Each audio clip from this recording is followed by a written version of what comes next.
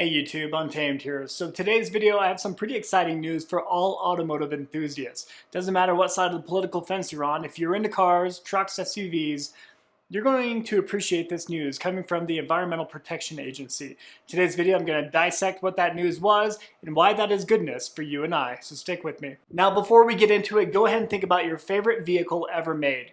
Whether it's a car, truck, SUV, whatever it is, I assure you that that vehicle that you're thinking of right now was not subject to the very stifling EPA restrictions, regulations, and requirements. I assure you it wasn't. I think a lot of us can agree that the heightened restrictions coming from the government really have forced the auto manufacturers to really neuter their vehicles. Their vehicles that were once wildly popular and iconic nameplates have just gotten neutered over the years. They've lost their identity and they've lost their soul. Now the EPA didn't necessarily force the hands of auto manufacturers. They really just incentivized them less to produce the naturally aspirated, larger displacement, more thrilling vehicles. They incentivized them less. That's the most accurate way to put it.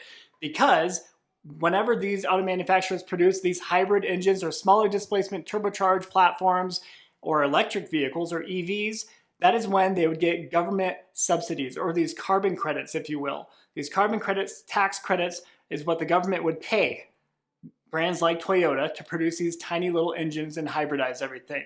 So they were just cashing in on it. Toyota all around the world, they're producing diesel engines still, larger displacement, naturally aspirated platforms. They're still doing that all around the world, right? But here, the US government would pay them, give them credits if they just lessened the displacement and hybridized everything, really forcing them to lose the soul and identity of many iconic nameplates, to include the Land Cruiser, right? The Land Cruiser has always been such an iconic nameplate for Toyota, right? Same goes for the Toyota Tundra, Tacoma, 4Runner. You can make those arguments all day long, and rightfully so, because they always have been reliable, simplistic, and affordable.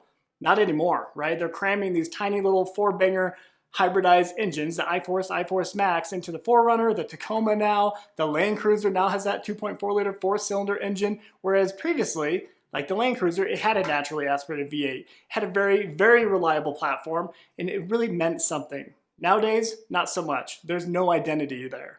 Lee Zeldin, the current administrator of the EPA, intends to reconsider more than a dozen core EPA rules and regulations, including those pertaining to emission standards for vehicles. Obviously, there's a little bit more to it, but we're going to focus on the vehicle portion in today's video.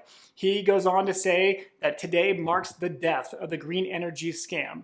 The news release that EPA sent off the other day is described as the most momentous day in the agency's history. He goes on to describe the deregulation measures as a means to really foster and develop and build business within America, right?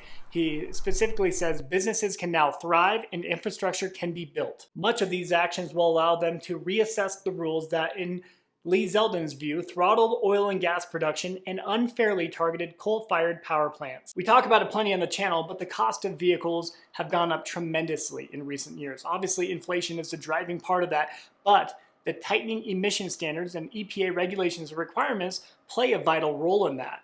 The cost of vehicles have gone up so much. Just last year, in 2024, the average cost of a new vehicle purchase was $48,405. The cost of a new truck purchase was $64,266. That has gotten far out of hand and really out of touch of reality, if you ask me. And let's face it, the vehicles that we have today, whether it's a diesel pickup truck or combustion engine car, they produce far less carbon dioxide comparatively to what they did back in the 60s and 70s, right? When much of these changes were starting to gain some traction. We've come a long way. Technology has come a long way, and the advancements of the modern vehicle engine have come a long way. We'll never want to revert back to where we were, nor will we. That is not the case here. But we've stifled ourselves so much. We've tied our own hands so much to where it has really crippled or hamstrung the automotive industry at large. For whatever it's worth, I think it's important to plug here, I personally do believe that there is value in having a diversified option set of vehicles, whether it's a combustion engine, a diesel option, or electric vehicles. Electric vehicles, hybrids, I think there's a place for all of that.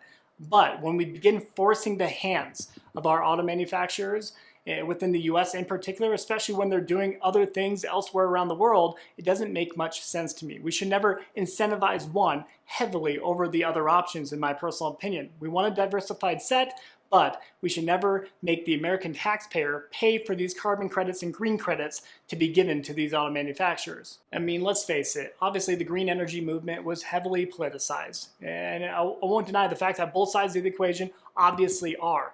But it is frustrating to see so many people, when they go out and buy an EV, electric vehicle, the amount of good that they think they're doing for the environment. I strongly encourage you, don't just go to CNN, don't just go to Fox News, do some genuine research on scholarly peer-reviewed articles or publications and dig into what actually goes into the mining, extraction, and development of your electric vehicle, the batteries that go into your electric vehicle, as well as the disposal, the proper disposal of said battery.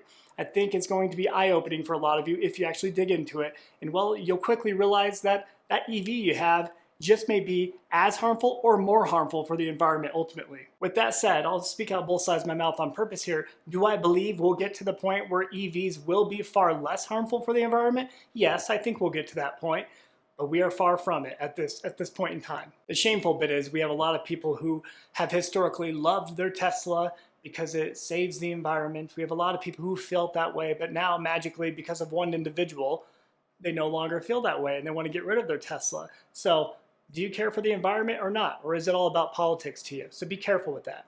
Big picture, the EPA plans to revisit water pollution limits for coal plants, air quality standards for small particles, and mandatory reporting of greenhouse gas emissions by large emitters like oil and gas companies, among other rules. The EPA would also consider upending its own endangerment finding, and this is huge. The endangerment finding was a 2009 legal decision that says greenhouse gases like carbon dioxide and methane are warming the earth. The endangerment finding guides all climate protection measures within the United States. All climate protection rules to cut greenhouse gases from cars, trucks, power plants, and from oil and gas industry. In fact, a part of the proposal would roll back trillions of dollars of regulatory costs, and that is huge. Can you imagine no longer needing to go do a smog or emissions test every year to just drive your vehicle within your county? Can you imagine that? Obviously, we're going to have some states who are going to really push back against this, California being an obvious example, of course. But they need to be careful, right? When this deregulation takes place, it becomes a federal rule, federal mandate, federal law. And if they were to go against that, continuing their very strict emission practices over there, that will just be met with more litigation, more lawsuits that the state will ultimately lose against federal. And I want to come across the right way in this. I'm not extreme oil and gas. I'm not extreme drill baby drill, burn baby burn. I'm very much in the stance of let's not get in our own way. Let's not get in our own way. Let's give back a lot of American jobs, which we stifled and took away from. Even here in my hometown, over 180 people lost their jobs from our local oil and gas industry. So it's pretty upsetting to see that just because of a company's pursuit for green credits or carbon credits, government handouts that you and I, the taxpayer, are ultimately paying for. So I do appreciate this move by the EPA. Not only will we see vehicles with a lot more soul and identity again, the Ram TRX is coming back, the Hemi V8s are coming back. Hey Toyota, let's bring back that 5.7 liter V8 while we're at it. And the 4 liter V6, put that back in the 4Runner, thank me later. But we see these vehicles coming back, and rightfully so. You know, it's really a death by 1,000 cuts. I mean, Americans are struggling to make ends meet. They're struggling to pay their bills. They're getting their vehicles repossessed because they're defaulting on their auto loans. All of these things, these nickel and diming measures, have just added up, and they've added up in the worst possible way. So personally, I love the fact that we are getting back to our roots. We're getting away from all these stifling requirements and really unsheathing and unleashing American energy within the United States. So I love seeing that. It's going to benefit car enthusiasts like you and I. We are going to see much more exciting, much more thrilling, and get back to the glory days of still offering larger displacement motors that are reliable and simplistic, right? We no longer have to get a hybridized 4-cylinder in our vehicles anymore. So hopefully a lot of vehicle manufacturers will take note of this, follow suit of what we're seeing from Ram in particular. They're going back to the V8 Hemi, they're revitalizing, they're resuscitating their company at large, and I hope we see them from brands like Toyota. I mean, if the last few years taught us anything within the United States, it is that Americans are not ready to lean full throttle into EVs. You know, electric vehicles have been a pretty big flop if you look at it collectively. Most manufacturers outside of Tesla are losing money on every single EV sold. Let that sink in. They're losing not just a little bit, they're losing a lot of money on every single Ford F-150 Lightning, Mustang Mach-E, you name it, they're losing money on them. So we're not ready. Not to mention, we don't really have that full infrastructure in place to really justify a full pivot toward EVs in general. It'll come as no surprise, but the values of used EVs have plummeted. Teslas have done okay, but even they have seen a pretty stark decrease over the last 2 years in particular. Over 40% of all EV owners who have purchased an EV within the last 3 years are currently upside down on their loan. They owe more on that vehicle than what it's currently worth.